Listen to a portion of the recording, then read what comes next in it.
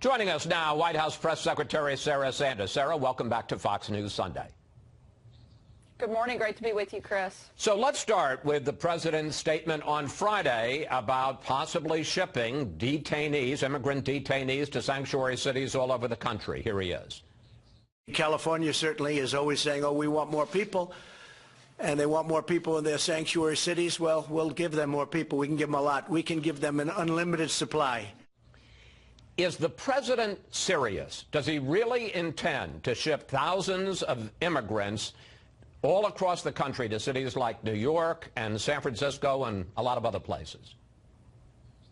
Certainly, we're looking at all options. As long as Democrats, Chris, continue to ignore the crisis at the border, continue to refuse to sit down with the president and Republicans in Congress and come up with a solution to stop the national security and humanitarian crisis and the number of illegal immigrants that are flooding across our border, then we have to look at all options across the table so that the towns right there on the border aren't taking on the entire burden, and that we're shifting some of that burden to places who constantly claim to want to have open borders and want to have an open city. So let's put some of those people into their communities and into their towns and see if they are okay then with that same impact. Again, the big part of the question and the big thing we have to look at here is how do we stop this from being a problem in the first place? We shouldn't have to be putting people and moving them all across the country to spread that out. We should have a border that's strong, a border that's secure, a border that functions the way that it's supposed to.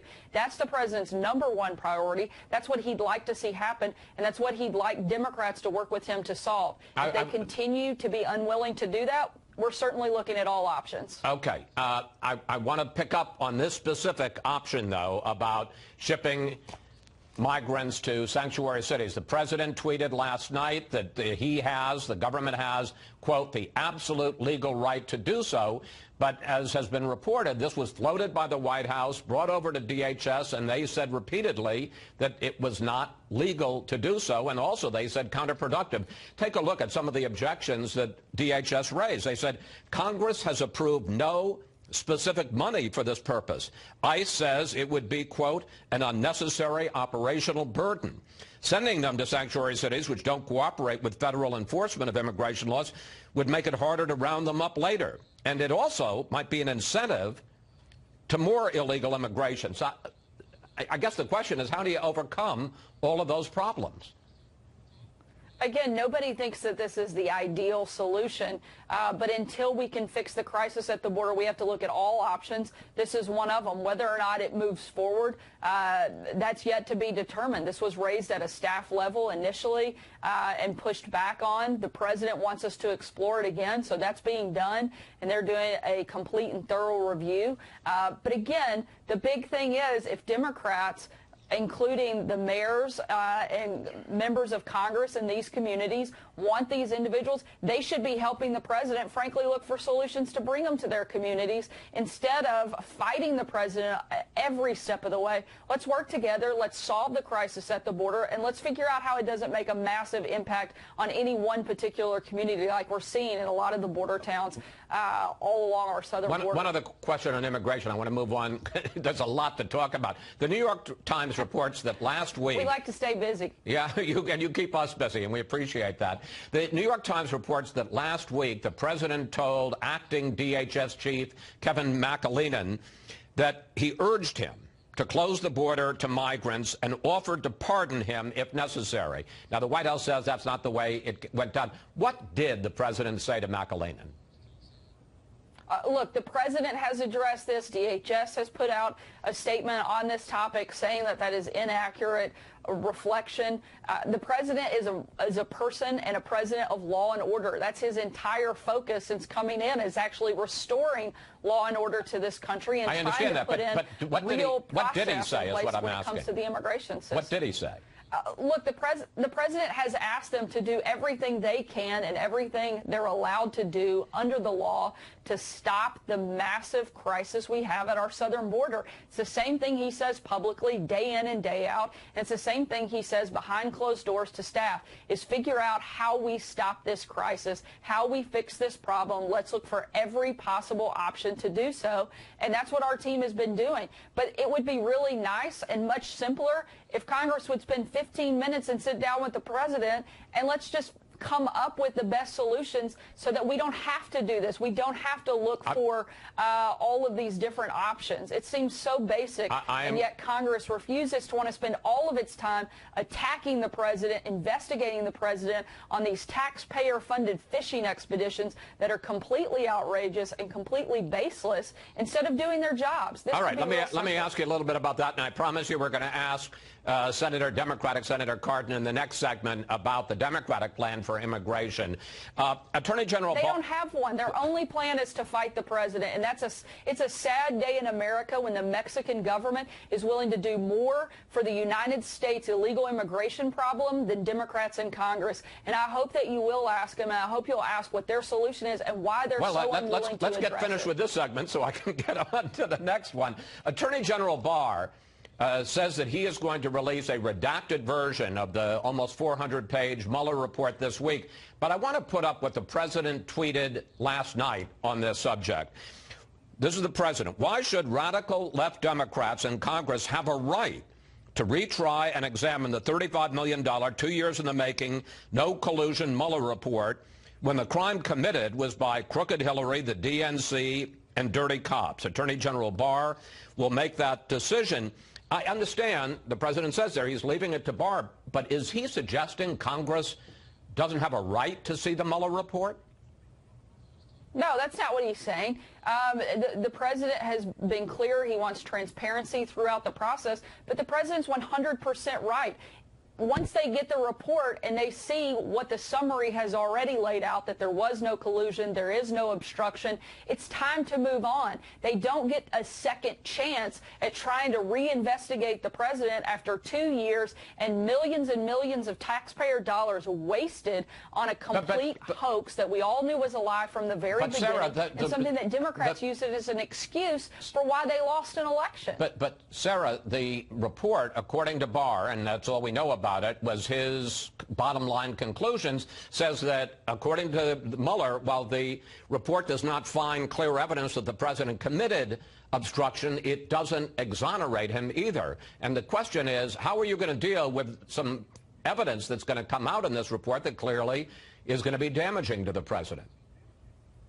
I don't think it is going to be damaging to the president because the entire purpose of the investigation was whether or not there was collusion. Mueller was crystal clear in the fact that there was no collusion, not just but he wasn't crystal clear on obstruction. But any American, they couldn't find anything. They couldn't make a determination, which is basically Mueller's way legally of saying we can't find anything. We're going to leave that up to the process, which is the Attorney General. He has made a decision, and so we consider this to be case closed. There was no collusion. There was no obstruction, which I don't know how you can interpret that any other way than total exoneration. All right, I think it is absolutely absurd that Democrats are going to continue to push this false narrative that there was somehow wrongdoing on behalf of the president. He won because he was the better candidate with a better message, a better vision, and he simply outworked his opponent.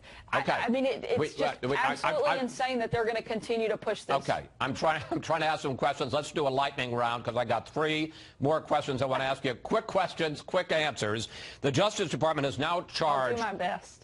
I'll do my best, too. The Justice Department has now charged Julian Assange with conspiracy to hack into Defense Department computers. Here's what the president said about WikiLeaks during the campaign and then this week.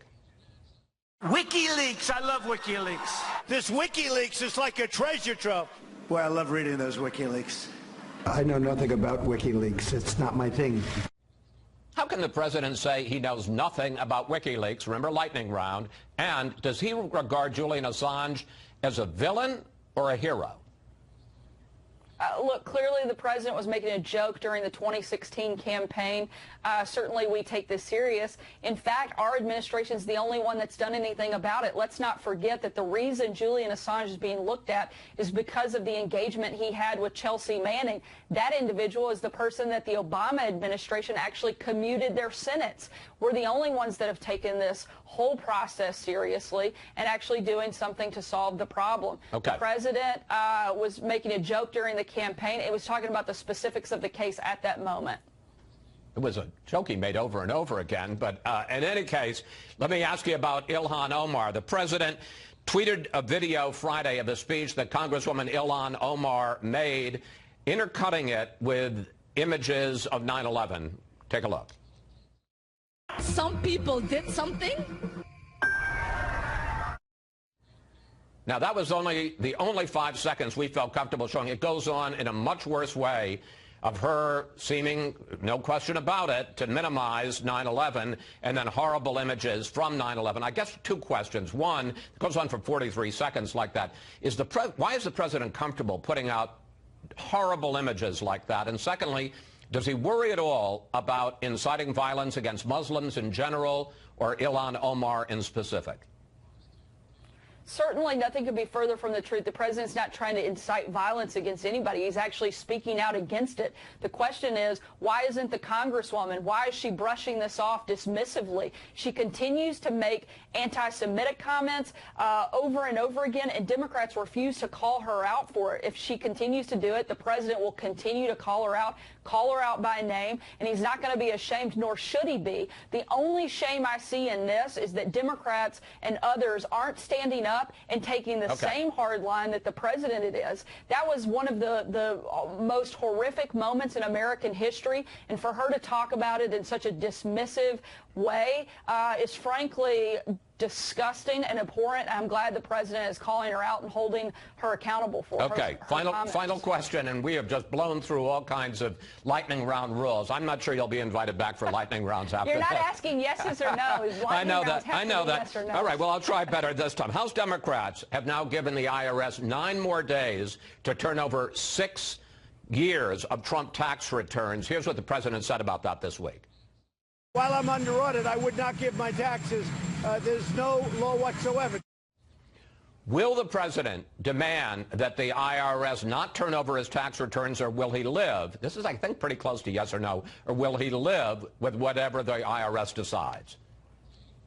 The president's been clear from the beginning, as long as his taxes are under audit, he's not going to release them. He's also filled out hundreds of pages in financial disclosure. I know, but will he tell the IRS not to? But hold on, Chris, this isn't... Will he tell the IRS not to release them, though? We'll have to see what happens on that front, but the president's been clear. This issue's even been litigated. We went through it in 2016, but one of the biggest things that I think people aren't seeing is the fact that the only reason that the Oversight Committee has the ability to request someone's taxes or for the purpose of determining policy, this has nothing to do with whether or not they're going to determine policy. This is all about political partisanship. This is a dangerous, dangerous road, and frankly, Chris, I don't think Congress, particularly not this group of congressmen and women, are smart enough to look through the thousands of pages that I would assume that President Trump's taxes will be. My guess is most of them don't do their own taxes, and I certainly don't trust them to look through the decades of success that the president has and determine anything. He's filled out hundreds of pages in a financial disclosure form, and I think it is a disgusting overreach that they are making when they're not doing this based on policy, and it puts every American who's filled out tax reform or tax forms in the past. This is a yes or no question. Have you filed your Have you filed your taxes yet? I'm almost finished. I'm in the process. I've got a couple more days. I'm asking for an time. extension. Okay, Sarah, thank you. Thanks for your time. Always good to talk with you. You bet. Thanks, Chris.